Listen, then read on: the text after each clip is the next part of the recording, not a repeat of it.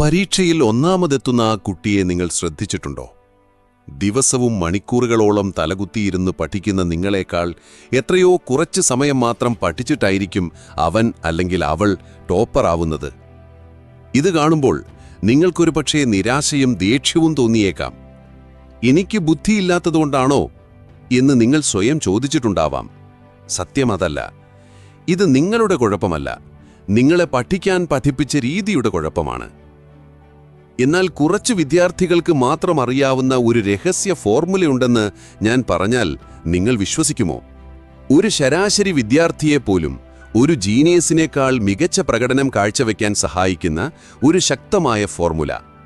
ഇത് കേൾക്കുമ്പോൾ അവിശ്വസനീയമായി തോന്നുന്നുണ്ടല്ലേ? എങ്കിൽ ശ്രദ്ധിച്ച് കേൾക്കുക.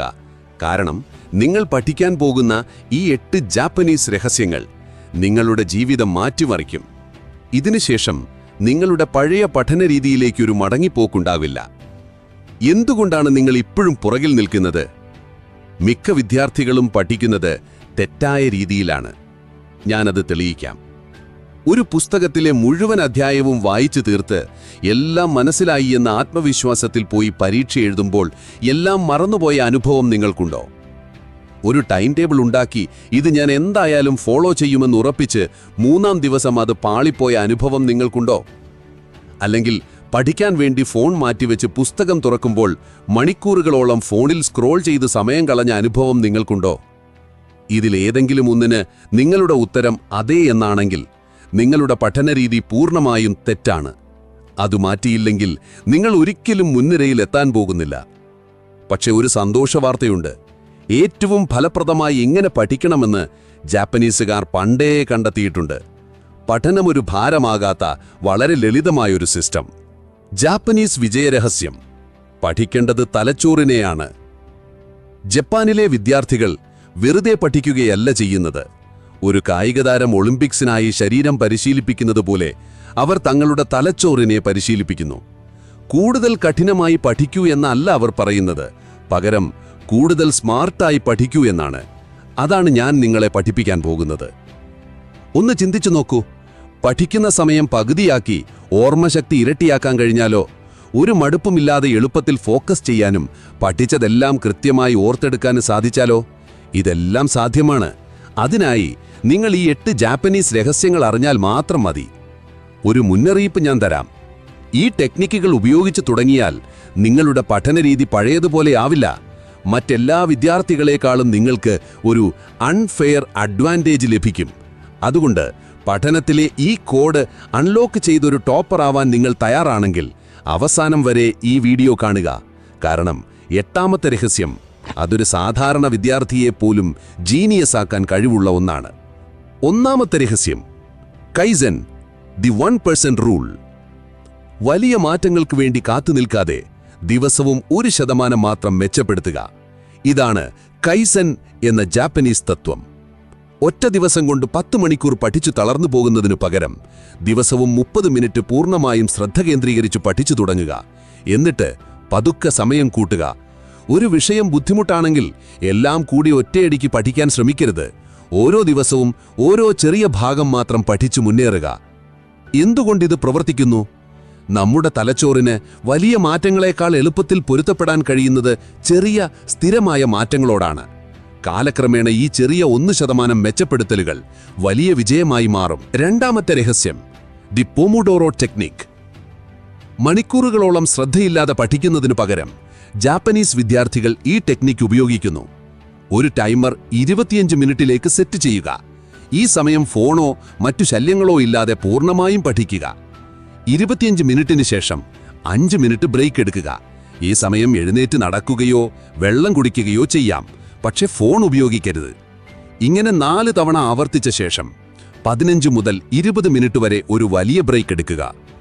എന്തുകൊണ്ടിത് പ്രവർത്തിക്കുന്നു? മനുഷ്യന്റെ തലച്ചോറിന് കുറഞ്ഞ സമയത്തേക്ക് മാത്രമേ പൂർണ്ണമായും ശ്രദ്ധിക്കാൻ കഴിയുകയുള്ളൂ. ഈ ടെക്നിക് മടുപ്പൊഴിവാക്കാനും ഓർമ്മശക്തി വർദ്ധിപ്പിക്കാനും സഹായിക്കുന്നു. 3ാമത്തെ രഹസ്യം: ദി ഫെയ്ൻമാൻ ടെക്നിക്. വെറുതെ വായിച്ച് മനഃപ്പാഠമാക്കുന്നതിന് പകരം പഠിച്ച കാര്യങ്ങൾ ആഴത്തിൽ മനസ്സിലാക്കാൻ ഈ ടെക്നിക് സഹായിക്കും. ഒരു വിഷയം പഠിച്ച ശേഷം അതൊരു ചെറിയ കുട്ടിയെ പഠിപ്പിക്കുന്നത് പോലെ ഏറ്റവും ലളിതമായ വാക്കുകളിൽ വിശദീകരിക്കാൻ ശ്രമിക്കുക. വിശദീകരിക്കുമ്പോൾ എവിടെയെങ്കിലും നിങ്ങൾക്ക് തെറ്റാകുന്നെങ്കിൽ ആ ഭാഗം വീണ്ടും പോയി പഠിക്കുക. സങ്കീർണമായ വാക്കുകൾ ഉപയോഗിക്കാതെ ആ വിഷയം പൂർണ്ണമായി വിശദീകരിക്കാൻ കഴിയുന്നതുവരെ ഇത് തുടരുക. എന്തുകൊണ്ടിത് പ്രവർത്തിക്കുന്നു? മറ്റൊരാളെ പഠിപ്പിക്കാൻ ശ്രമിക്കുമ്പോൾ ആ വിഷയം ഏറ്റവും ആഴത്തിൽ മനസ്സിലാക്കാൻ നിങ്ങളുടെ തലച്ചോറ് നിർബന്ധിതമാകുന്നു. ഇത് പഠിച്ചത് മറന്നുപോകാതിരിക്കാൻ സഹായിക്കും. 4ാമത്തെ രഹസ്യം, ആക്റ്റീവ് റീകോൾ. മിക്ക വിദ്യാർത്ഥികളും പുസ്തകം വീണ്ടും വീണ്ടും വായിക്കുന്നു. പക്ഷേ ടോപ്പേഴ്സ് ചെയ്യുന്നത് നേരെ തിരിച്ചാണ്. അവർ സ്വയം പരീക്ഷിക്കുന്നു. പുസ്തകം അടച്ചുവെച്ച് നിങ്ങൾ ഇപ്പോൾ പഠിച്ച കാര്യങ്ങൾ ഓർത്തെടുക്കാൻ ശ്രമിക്കുക. ഫ്ലാഷ് കാർഡുകൾ ഉപയോഗിക്കുക. കാർഡിന്റെ ഒരു വശത്ത് ചോദ്യവും മറുവശത്ത് ഉത്തരവും എഴുതുക. രാത്രി ഉറങ്ങുന്നതിന് മുൻപ് അന്ന് പഠിച്ച കാര്യങ്ങളെക്കുറിച്ച് സ്വയം ചില ചോദ്യങ്ങൾ ചോദിച്ച് ഉത്തരം കണ്ടെത്തുക. എന്തുകൊണ്ടിത് പ്രവർത്തിക്കുന്നു? ഓർമ്മയിൽ നിന്ന് വിവരങ്ങൾ വീണ്ടെടുക്കാൻ തലച്ചോറിനെ നിർബന്ധിക്കുമ്പോൾ ആ ഓർമ്മയൊരു മസിൽ പോലെ കൂടുതൽ ശക്തമാകുന്നു. 5ാമത്തെ രഹസ്യം, ദ റൂൾ ഓഫ് 3. തലച്ചോറിന് താങ്ങാവുന്നതിലും അധികം ഭാരം നൽകാതിരിക്കാൻ ജാപ്പനീസ് വിദ്യാർത്ഥികൾ ഒരു ദിവസം 3 പ്രധാന വിഷയങ്ങളിൽ കൂടുതൽ പഠിക്കാറില്ല. രാവിലെ നിങ്ങളുടെ തലച്ചോർ ഏറ്റവും ഫ്രഷ് ആയിരിക്കുന്ന സമയം ഏറ്റവും കഠിനമായ വിഷയം പഠിക്കുക.